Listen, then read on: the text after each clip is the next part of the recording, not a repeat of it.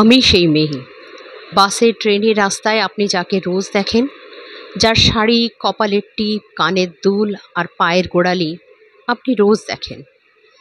আর আর আরও অনেক কিছু দেখতে পাবার স্বপ্ন দেখেন। স্বপ্নে যাকে ইচ্ছে মতন দেখেন, আমি সেই মেয়ে। বিহারের প্রত্যন্ত গ্রামে দিনের আলোয় যার ছায়া মাড়ানো, আপনার ধর্মে নিষিদ্ধ, আর রাতের গভীরে যাকে বস্তি থেকে তুলে আনতে পাইক বরকন্দাজ পাঠান আপনি, আর সুসজ্জিত বিছানায় যার জন্য অপেক্ষায় অধীর হয় আপনার রাজকীয় লামপট্ট, আমি সেই মেয়ে। আমি সেই মেয়ে।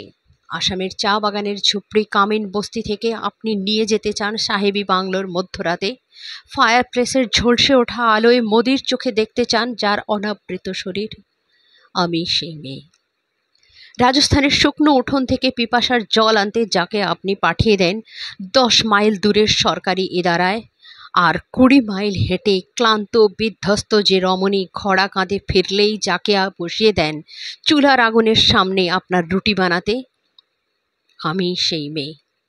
আমি সেই মেয়ে যাকে নিয়ে আপনি মগ্ন হতে চান গঙ্গার ধারে, কিংবা ভিক্টোরিয়ার সবুজে, কিংবা সিনেমা হলের নীল অন্ধকারে, যার চোখে আপনি এঁকে দিতে চান ছুটা স্বপ্নের কাজল আর ফুরিয়ে যাওয়া সিগারেটের প্যাকেটের মতন, যাকে পথের পাশে ছুঁড়ে ফেলে আপনার ফুল সাজানো গাড়ির শুভ বিবাহ সম্পন্ন করতে ছুটে যায় শহরের পথে।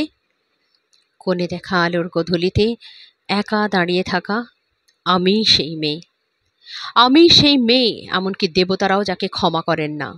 অহংকার আর শক্তির দম্ভে যার গর্ভে রেখে যান কুমারীর অপমান, আর চোখের জলে কুন্তি হয়ে নদীর জলে বিসর্জন দিতে হয় কর্ণকে আত্মযোগে, আমি সেই মেয়ে। সংসারে অসময়ে আমিই ভরসা।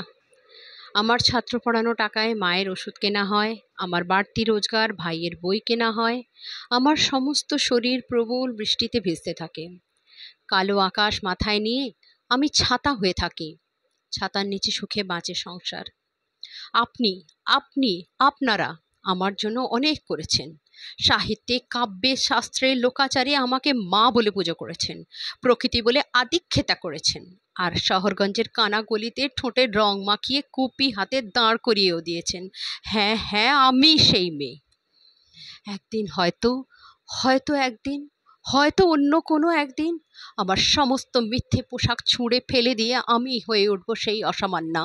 খোলা চুল মেঘের মতো ঢাকবে আমার খোলা পিঠ, দু চোখ জ্বলবে ভীষণ আগুন, কপাল থেকে ঠিকরে বেরোবে ভয়ঙ্কর তেজরশ্মি, হাতে ঝলসে উঠবে সেই খড়গ, দু পায়ের নুপুরে বেজে উঠবে রণধুন্ধুবি, নৃশংস অট্টহাসিতে ভরে উঠবে আকাশ।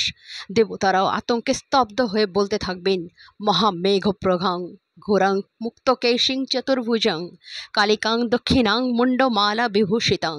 বিভৎস দাবানলের মতো আমি এগোতে থাকবো, আর আমার এগিয়ে যাবার পথের দুপাশে মুন্ডহীন অসংখ্য দেহ ছটফট করতে থাকবে।